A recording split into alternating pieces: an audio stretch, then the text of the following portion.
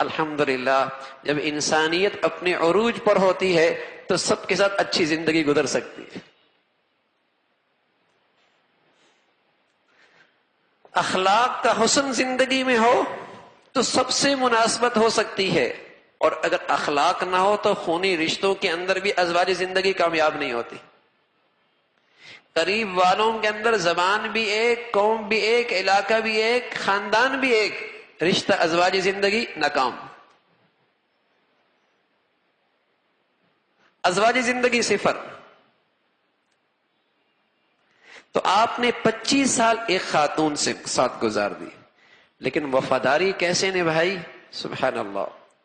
ان کا انتقال ہوگا، لیکن ہمیشہ آپ علیہ الصلوۃ والسلام اپنی اس اہلیہ کا تذکرہ بڑے بلند الفاظ میں کیا کرتے تھے، بڑی تعریف کیا کرتے. حضرت عائشہ فرماتی ہیں مجھے کسی عورت پہ رشک نہیں آیا، لیکن خدیجہ پہ ہمیشہ رشک آیا، ہمیشہ رشک آیا کہ حضور علیہ الصلوۃ والسلام جب بھی ان کا تذکرہ کرتے بڑے والہانہ انداز میں، بڑے محبت کے ساتھ. یہاں تک کہ کوئی بکری ذبح کرتے تو کہتے خدیجہ کی سہیلیوں کو دے کے آنا. جو خدیجہ سے محبت کرتی تھی اسے بھی یہ بکری کا گوشت دے کے آنا. ایک مرتبہ تو ایسا ہوا کہ میں نے کہا یا رسول اللہ کوئی خدیجہ کے علاوہ اور بھی عورت ہے؟ حضور علیہ الصلوۃ والسلام نے فرمایا انہا کانت وکانت، خدیجہ تو خدیجہ تھی، خدیجہ تو خدیجہ تھی. اس کی عقل و دانش، اس کی سمجھ بوجھ، اور پھر سب سے بڑھ کر اللہ نے مجھے اس سے اولاد عطا فرمائی.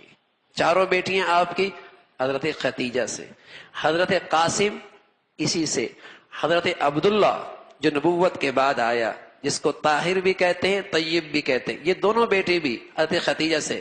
ایک بیٹا حضرت جویریہ سے آیا، باقی ساری کی ساری اولاد حضرت خدیجہ سے آئی. فرمایا حضور علیہ الصلوۃ والسلام اکثر ان کا تذکرہ بڑا والہانہ انداز میں کیا کرتے تھے، اور آج بوڑھی ہو جائے تو نظری ہٹ جاتی، نظری ہٹ جاتی ہیں. یہ سوچتا ہی نہیں کہ میرے گھر کی بنیاد میں اس بوڑھی ہی کا تو خون ہے، اسی کی تو محنت ہے، اسی کا تو ساتھ ہے، اسی کی قربانی ہے. لیکن بڑھاپا کیا آیا، بیچاری بیمار کیا ہوئی، اس کی نظروں کی وفا ہی ختم ہو گئی. اور کوئی نئی زندگی میں آ جائے تو اس کی ساری شکایتیں اس کے سامنے کھول دی جاتی.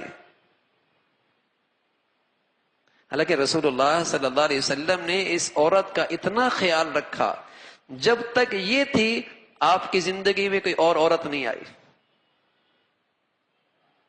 جب تک یہ تھی آپ کی زندگی میں کوئی اور عورت نہیں آئی. حضرت عائشہ فرمانے لگی ایک مرتبہ میں نے کہہ دیا یا رسول اللہ ہوا کیا کہ میرے گھر میں حضرت خدیجہ کی بہن آئی، حضرت حالہ، وہ آئی. حضور علیہ الصلوۃ والسلام نے جب ان کی آواز سنی تو آپ کا چہرہ کھلنے لگا.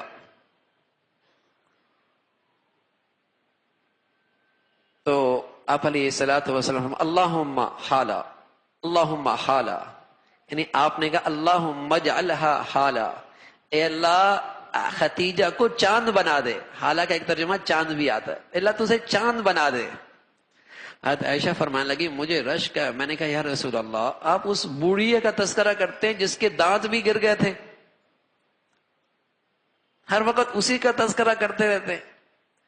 حضور علیہ الصلوۃ والسلام کے چہرے کا رنگ بدل گیا، ایسا بدلا جیسے وہی آتی تھی تو ایسا چہرے کا رنگ بدل گیا، یا تیز بادل آتے تو آپ کا چہرے کا رنگ بدل جاتا. اور فرمایا اللہ رب العزت نے میری زندگی میں خدیجہ سے بڑی عورت کوئی نہیں بھیجی. حضرت عائشہ فرمانے لگی میں نے کہا قسم اس ذات کی جس کے قبضہ قدرت میں میری جان ہے، آج کے بعد ہمیشہ خدیجہ کا تذکرہ میں بھی بڑی انداز میں کروں گی.